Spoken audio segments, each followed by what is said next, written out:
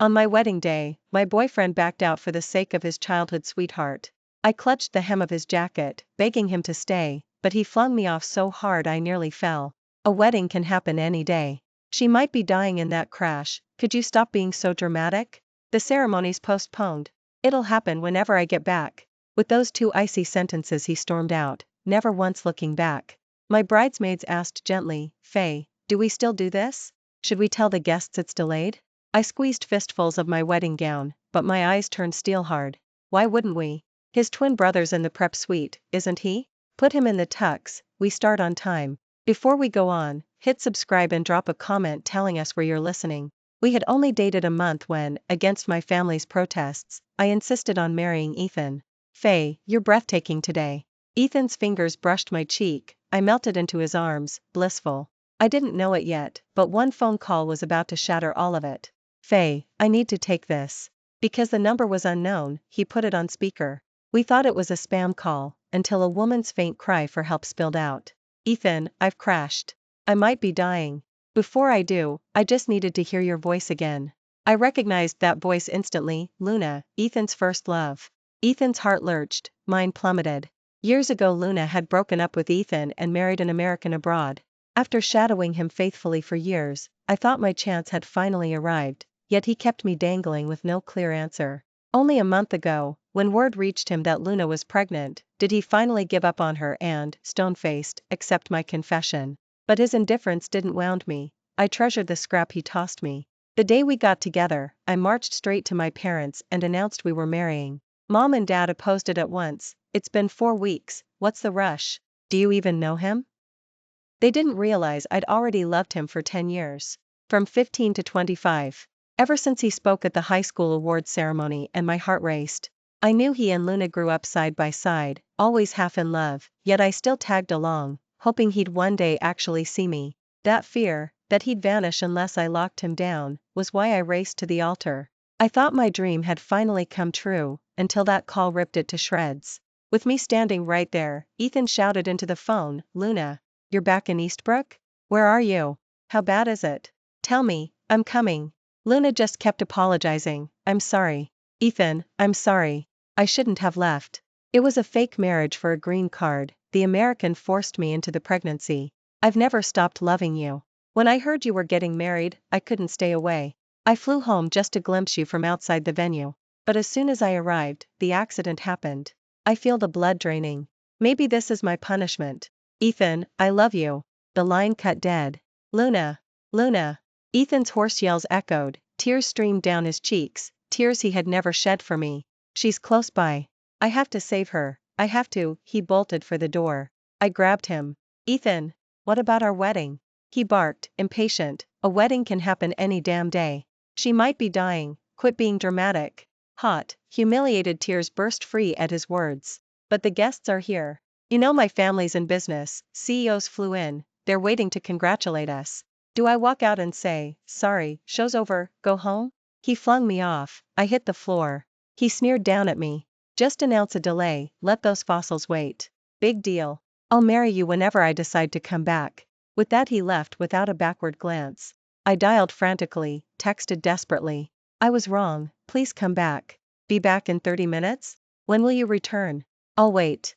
His only reply was a single word, "Rot in hell," and then he blocked me. I buried my face and sobbed. My bridesmaids rushed in, blotting my tears. "Is the ceremony still on? We have to. All those tycoons are outside. If we cancel now, we'll offend half of Eastbrook." "But the groom's gone, do we will Faye out solo? She'll be the laughingstock. Maybe postpone after all?" Their anxious chatter underlined one truth: Ethan cared less about this wedding, and about me, than they did. I twisted the hem of my dress, eyes hardening. "No postponement. We walk on schedule." They gaped, sure grief had short-circuited my brain. "Faye, you're serious? You can't go up there alone, do you want to face the crowd single?" Meeting their worried stares, I smiled. "Who says I'm alone? Ethan's twin is backstage, fetch him." Shock rippled, "Ethan has a twin? Since when?" I explained, they were born identical, but the elder had a congenital heart defect. The Vances couldn't afford surgery, so they abandoned him at a foster home. Years later, loaded with guilt, they've searched ever since. Loving Ethan meant loving his parents, Watching them ache every day hurt me, so I used sterling resources to trace the boy. 3 days ago I found him and invited him to the wedding, planning a beautiful surprise for Ethan and the Vances. And on this happy day, Ethan ditched me for another woman. As I spoke, the door opened. A tall, lean man stepped in, tousled hair brushing sharp brows, lashes pitch black. At first glance he was Ethan's mirror. Study him longer and the differences surfaced: thinner, fiercer browline, a reckless air, and a teasing mole at the corner of one eye that screamed trouble. Seeing my mascara-streaked face, he actually grinned. A bridesmaid snapped, "What's so funny? Sorry, are you seriously walking out there looking like that?" They finally noticed my ruined makeup and hurried to find the artist. Far from awkward, he dropped casually onto the sofa beside me. "So where's the groom, my kid brother?" Instead of answering, I laid a tuxedo across his knees. "He's dead." He flipped the jacket collar, unfazed. "Dead, huh? How?" I spat the words like bullets, "Hit by a car." "For real?" "Funny, some woman outside did get tapped by a fender, but she's fine. Not even bleeding." My fingers curled tighter around the folds of my wedding gown. The woman Ethan had raced to see, the one who'd supposedly been hit by a car, was none other than Luna. I'd braced myself for blood, for ambulance lights, for tubes down her throat.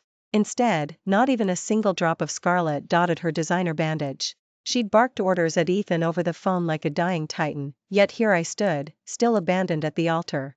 My bridesmaids dragged the makeup artist into the bridal prep suite for emergency repairs. The moment she saw my streaked face she gasped. "Sweetheart, you cried off an hour of work. Did the groom change his mind?" I kept my voice flat. "The groom's dead." Her brush clattered to the carpet. "Dead?" My bridesmaids finally supplied, "Not dead, just ran off with another woman." The artist swore under her breath. "Might as well be dead. The guests are restless out there. How's the bride supposed to hold her head up?" I smiled. "Easy. If he can run, I can swap." I turned to Ethan's mirror image older brother, Noah, the twin nobody invited to family photos. He blinked, slow on the uptake. "Say that again?" I stroked the lapel of the tux draped over his arm. "You're the closest DNA match. New groom, seat taken." He shoved the jacket back at me. "Find another volunteer. I don't poach my brother's seconds." When he tried to stand, I snatched his wrist and yanked him down. "Not into a near sister-in-law? How about a 7-figure bank account?" "Only child here," I whispered. "Dad owns Sterling. Mom's an Oscar winner. Every CEO in Eastbrook owes my parents favors. 300 grand flowers. 20 grand tables. My dowry, 3 downtown penthouses, a vineyard estate, a CL. IFF side mansion, 7-digit cash, gold bullion by the kilo.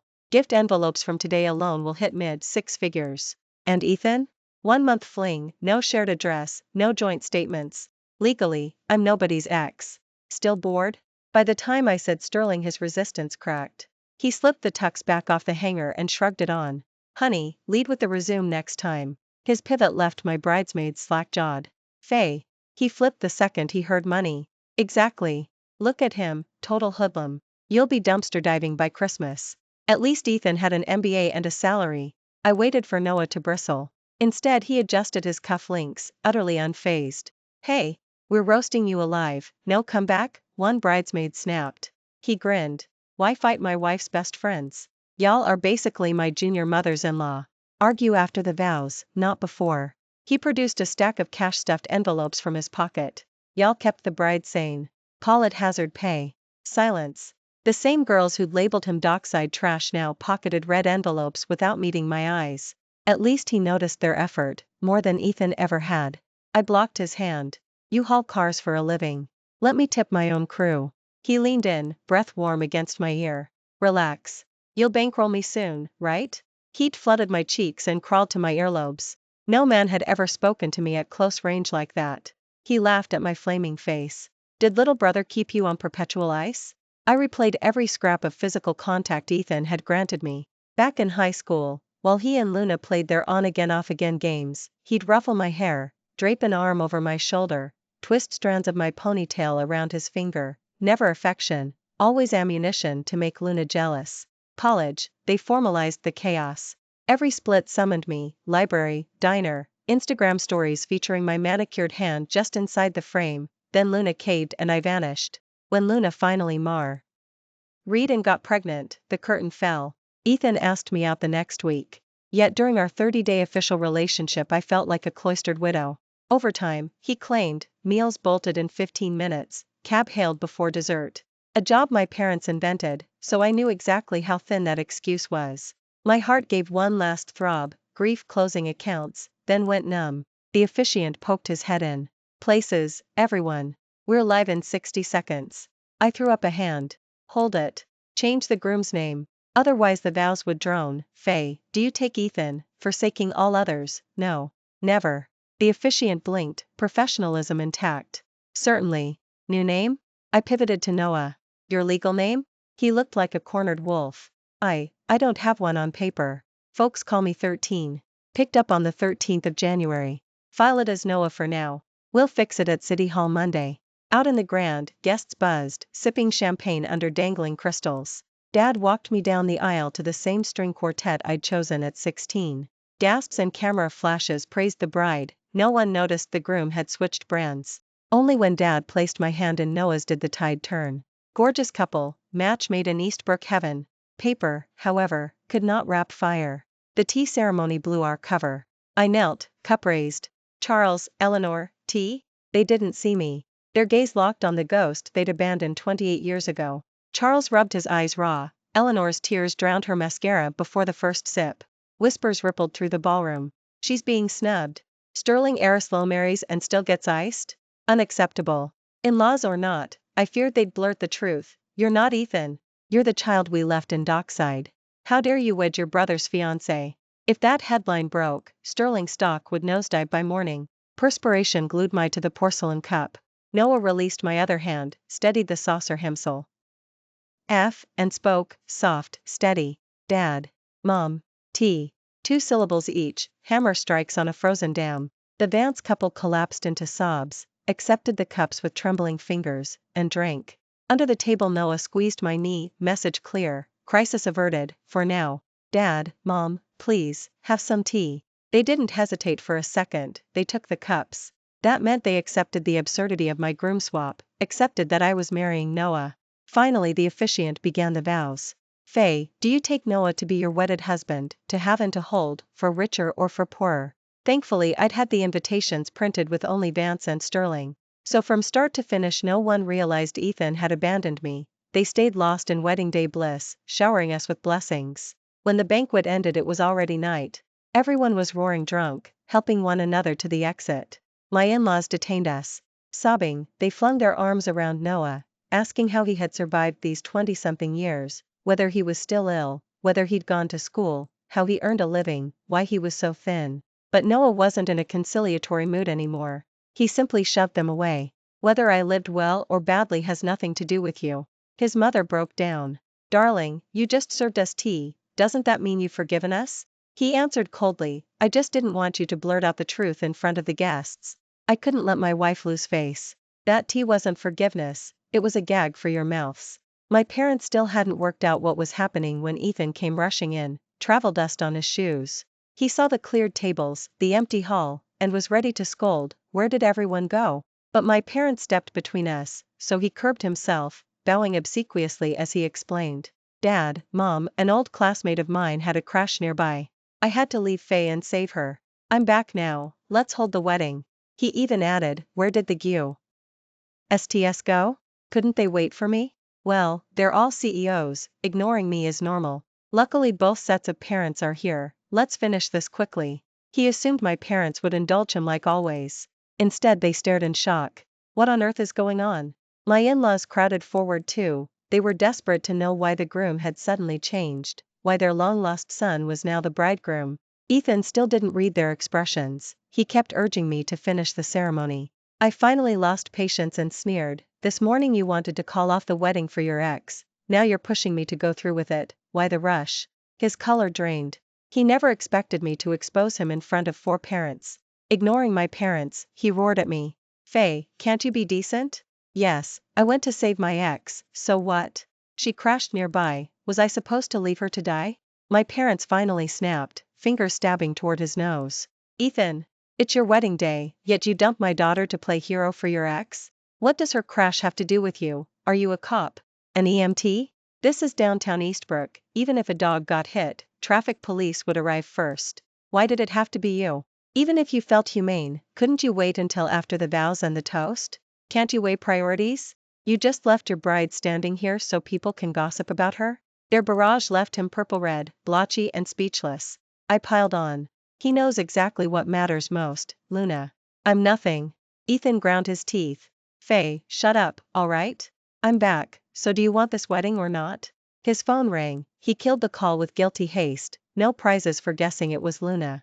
So that was why he suddenly wanted the ceremony, he needed to get back to her. He waited for me to crawl like always, but I said nothing, my eyes held only ice and loathing. For the first time he saw that look. Before, my gaze had always carried pleas for affection. Still he blustered, last chance, yes or no to the wedding. Before my parents could rip into him, I answered, no. Get lost. Fine. Remember how low you groveled when you chased me, don't come crying and kneeling later. I won't marry you if you beg. He grabbed his parents' arms. Dad, Mom, let's go. They flung him off. He stared, incredulous.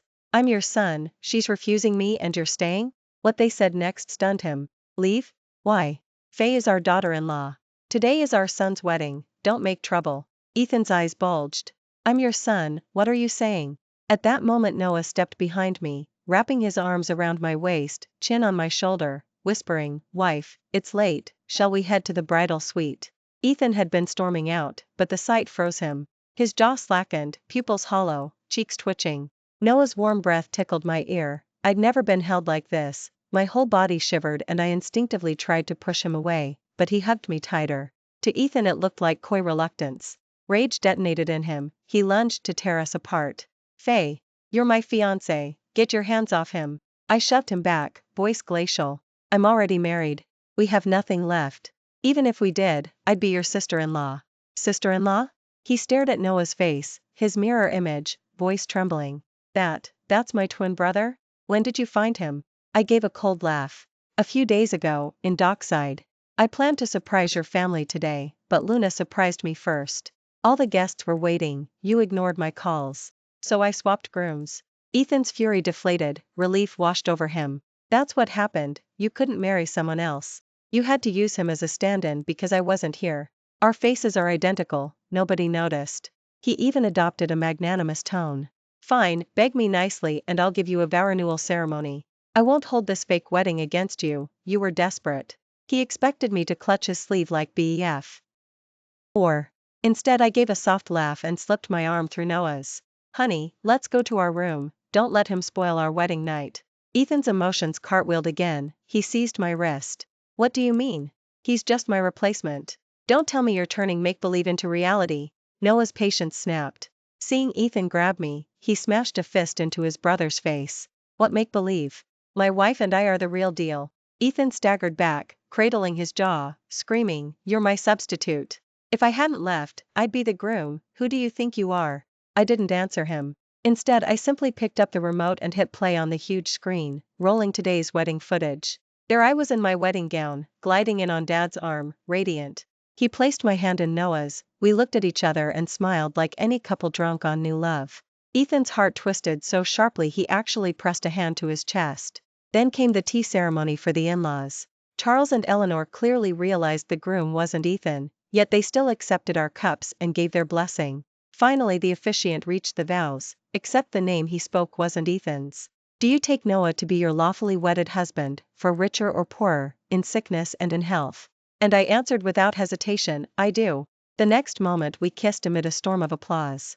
Up to that point Ethan had stayed more or less composed, but watching the ceremony play out in HD was as brutal as watching Noah hug me from behind 10 minutes ago. He stared at the screen, bloodless lips trembling, a bead of scarlet where teeth met skin. Impossible, he's just my stand-in. Why is the officiant saying his name? Noah twisted the knife. Didn't you call it fake turned real? Who kisses that long for show?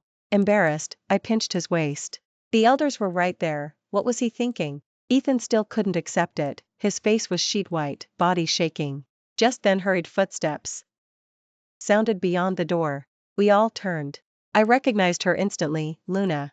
She wore a lavish white mini dress, stilettos, full makeup, a bouquet in hand, eyes soft on Ethan. She glanced at my gown, assumed Ethan and I had already wed, and disappointment flickered across her face. She walked up to Ethan and croaked pitiably, "Ethan, I fell asleep at the hospital. When I woke you were gone, you didn't answer your phone.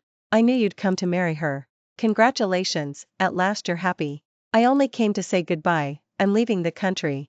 Every word sounded earnest, but that outfit screamed wedding crasher, not farewell. "Playing along," I said, "dress like that, you look ready to object, not to bid adieu. You ruined my morning ceremony, planning to ruin tonight's vow renewal too?"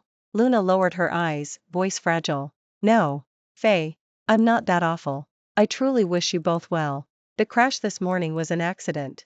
"Accident?" "Pretty impressive, no bruises, sprinting in heels, made up to the nines. So when you sobbed on the phone that you were dying and needed to see Ethan one last time, what was that, performance art?" She grew twitchy, crying harder. I really thought I wouldn't make it. All I could think of was Ethan. I never meant to wreck your wedding." She slid a glance at Ethan, predictably he took her side. "Faye, how dare you speak to Luna like that? She's still a patient, do you want to drive her to her grave? Have you no heart?" A tiny, smug curve touched Luna's mouth as she kept up the waterworks. "Ethan, maybe I should go. I don't want to intrude. I'm sorry I missed your ceremony, but seeing you content is enough. Goodbye, don't look for me." She pivoted slowly, every step drawn out, clearly waiting for him to stop her. I gave a cool laugh and called her name first. "Cross, wait." Everyone stared, puzzled. Was I about to tear into her? She froze. It wasn't Ethan's voice, but no matter, if I lashed out, Ethan would rescue her. She looked back. Instead of curses, I smiled. I didn't marry Ethan. I swapped grooms at the last minute. I'm now Noah. I leaned against Noah, blissful. Ethan was begging me to proceed, but how could I? Since marriage is what he wants, surely any bride will do. "Luna, you're already dressed for it, why not marry him here? The in-laws are present, they could sip your tea right away." Ethan couldn't believe those words from my mouth, me, who had loved him for years, now offering him to another woman. Luna's grin nearly burst free, clutching her skirt she hurried to Ethan. "Ethan, all this time I've never stopped loving you." She even beamed at my in-laws. "Mom, Dad, I'll honor and respect you from now on." Charles and Eleanor glared. "Spare us. Wasn't that exactly what you told your first in-laws right before the divorce?" Everyone in Eastbrook knew she'd once dumped Ethan for an American husband. Luna's tears spilled like rain as she gazed at Ethan. But he wasn't looking at her, he stared daggers at me, at Noah's hand entwined with mine. "Fine. Since my parents are here, we'll marry today." He dragged a chair and seated Charles and Eleanor. "Mom, Dad, let your new daughter-in-law serve tea." They roared, "Serve what tea? A divorcee who's carried another man's child, who crashed your brother's wedding, she'll never cross our threshold." They clasped Noah's and my hands. "This is our daughter-in-law. We're one family. If you insist on that woman, consider yourself an orphan." Still, Luna extended the tea tray. They didn't merely refuse, they flung the cups aside. Watching the four of us standing united, Ethan suddenly recalled the footage. During the tea rite his parents had accepted me though they'd recognized Noah. "You knew he wasn't me, why did you take Faye's tea?" His mother answered without blinking, "Because Faye didn't ruin anyone's wedding and fling herself at someone else's husband like a homewrecker." Ethan helped Luna up, seeing her sob while Noah and I cheerful.